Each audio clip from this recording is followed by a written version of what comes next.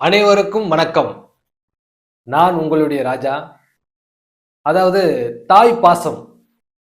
இந்த உலகத்தில் உள்ள அனைத்து ஜீவராசிகளும் மனித இனத்துல ஒரு தாய் என்றது நம் நலன் மீது அக்கறை வைக்கிறதோ, நம்ம மன ரீதியா நம்மளை பார்த்துக்கிறதோ, நம்மளை உடல் ரீதியாகவும் நம்மளை கவனிச்சுக்கிறதோ எல்லாமே தாய் தாய் தாய்.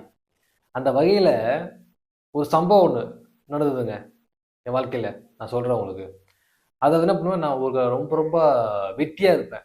எனக்கு வேலையே கிடையாது. நான் அது வரைக்கும் பொறந்ததுலேருந்து வேலைக்கே போனதே கிடையாது. இன்னி வரைக்கும் அந்த மாதிரி என் ஃபேமிலி என்னை நல்லா பார்த்துக்குது. என்ன விஷயம்னா, ஒரு காலகட்டத்தில் என் அப்பா வந்து ஷாப் வச்சுருந்தாரு. ஒரு 8 வருஷத்துக்கு முன்னாடி ஒரு ஷாப்பு வந்து வச்சுக்கிட்டு இருந்தாரு. என் வீட்டிலேருந்து ஒரு 2 ஆர் 3 கிலோமீட்டர்ஸ் வந்து வாக்கபிள் போனாக்கா அது என் ஷாப்பு. நான் இருந்த ஏரியா ஒரு டெல்லஸ் அவனின்னு சொல்லிட்டு நல்ல ஒரு லக்ஸரியான ஏரியா. அந்த ஏரியா வந்து பின் ட்ராப் சைலண்டாக இருக்கும். ரோடு வசதியாக இருக்கும். நல்ல சிசிடிவி கேமராவோட நல்ல சூப்பரான ஏரியா. எனக்கு ரொம்ப பிடிக்கும் இந்த ஏரியா. அந்த தான் இருந்தோம். ஒரு பெரிய வீட்டில் இருந்தோம். ஸோ என்ன பண்ணி டெய்லி நான் நல்லா தூங்குவேன். 10, 11 மணிக்கு தூங்கி எழுந்து வாக்கிங் பண்ணிட்டு போவேன்.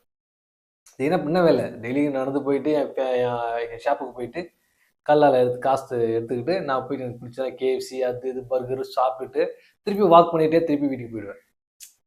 பைக் இருக்கும். பட் வந்து அதில் பைக்கில் போனால் சீக்கிரம் சீக்கிரம் வந்துடும்ல, நல்லா டைம் ஸ்பெண்ட் பண்ணணும்ல, நல்லா ஜாலியாக நடந்தே போயிட்டு நடந்தே வருவேன். அந்த மாதிரி பண்ணிட்டு இருந்தேன். அப்போ என்ன பண்ண, நிறைய புத்தகங்கள் படிப்பேன். நிறைய புத்தகங்கள் படிச்சுக்கிட்டு நிறைய உலக சினிமா, நம்ம அக்கீரா குரோசோவா, மசாகி கோபயாஷி, இந்த மாதிரி ஸ்டான்லி குப்ரிக், ஸோ இந்த மாதிரி நிறைய உலக சினிமா டைரக்டருடைய படங்கள்லாம் வந்து கேசட் வாங்கி வந்து ரிச் செட் போனால் கேசட் கிடைக்கும், கேசட்ஸ். ஸோ நான் போன ஒரு அமௌண்ட்டு கொடுத்தா பல்காக ஒரு கேசட் வாங்கிட்டு வருவேன். அப்போ சிடி இருக்கும். போட்டு போட்டு போட்டு போட்டு நான் ஒன்று காலைல மதியம் நைட்டு, காலைல மதியம்ட்டு 3 டைம் 3 படம் பார்ப்பேன். ஸோ அந்த மாதிரி பழக்கம் உண்டு. அப்போ நம்ம ஒரு மூட்லேயே இருப்போம். இன்னும் ஒரு கதை காலத்தில் ஒரு சொல்லுவாங்கல்ல, ஒரு கதையாசிரியருக்கு வேற உலகத்தில் வாழணும்னு உண்மைதான். என்னன்னா, எங்களுக்கு தெரிய ஒரு உலகம் இருக்கும். ஏன்னா ஒரு அந்த சிந்தனையிலே இருக்கும் போது ஒரு கற்பனையிலேயே வாழ்ந்துட்டு இருப்போம். இன்னமும் ஒரு பயங்கர மூட்லேயே இருக்கும். இங்கே இருக்கிற இயக்குநர்கள், எழுத்தாளர்கள்லாம் அப்படி அப்படி ஒரு கற்பனையில் வாழ்ந்துட்டு இருப்பாங்க. அந்த மாதிரி கற்பனையில் வாழ்ந்துட்டு இருக்கிற காலகட்டம் அது. நான் ரொம்ப இன்னைக்கும் அப்படிதான் இருக்கிறேன். பட் அன்னைக்கு வந்து அந்த விஷயங்கள் வந்து நான் இப்போ வந்து செயல்படுத்தி கொண்டிருக்கிறேன். அப்போ வந்து கத்துக்கிட்டு இருக்கேன்.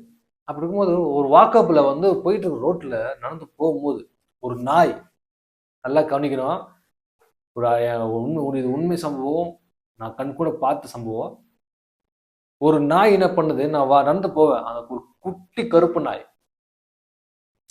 அது குட்டியில பாக்குறேன், வளருது வளருது வளருது. நான் ரசிக்கிறேன், அதை பார்ப்பேன். போகும்போது வந்து கொஞ்சம்